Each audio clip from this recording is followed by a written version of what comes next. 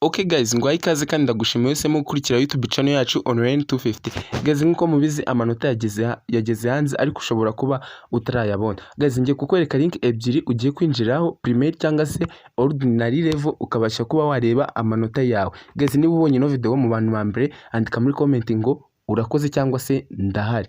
Guys, link urazisanga muri comment yanjye urahita ubonamo link zo kwiyandikisha cyangwa se urebe muri description uraza guhita ubonamo link zo kugira ngo ubashe kuba wareba ayo manota. Guys, izi link zirizewe kuko nanjye nzibonye aka kanya. Iyi video rero uyisangize mugenzi wawe utarayabona nawe abashe kuba yayabona.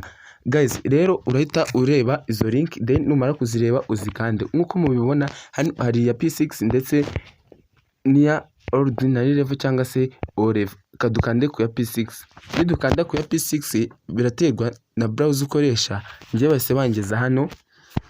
Uri kubona hano naho gushyiramo index number wakoreyeho. Uri kubona uburyo nese yabuhinduye niyo gushyiraho index number, then wamara gushyiraho index number ugatukanda get my result.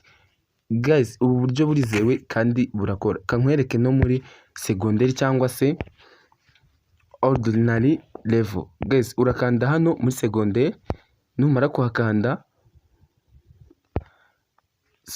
numara kuhakanda biraterwa na phone ufite ukuntu iri gukora. Gusa numara kuhakanda nabwo barahita bakugeza ahandi hantu ho gushyiramo index number y'umwana ugiye kurebera wo muri ordinary level, then numara kumurebera ugasanga bikora cyangwa se niba ubona ko bino bintu bikora hano uhashyira index number.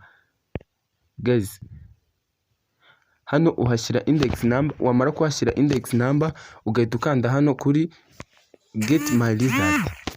Guys, ibi bintu birakora kandi birizewe 100%. Guys, niba usanze bikora ngwino kuri no YouTube channel ya Online 250 dore ngukoreye aka video gatoya ubashe kuba wakora subscribe, like yo ndakeka wamaze kwikora, kandi no muri comment utubwiye niba byakunze cyangwa niba byanze tugukorere indi video. Guys, wakoze kureba ino video ngufi ya kandi video irimo ibintu by'ubwenge. Guys, nutareba muri comment ntabwo uri bubone iyo link cyangwa unyandikire kuri 0788 34 053.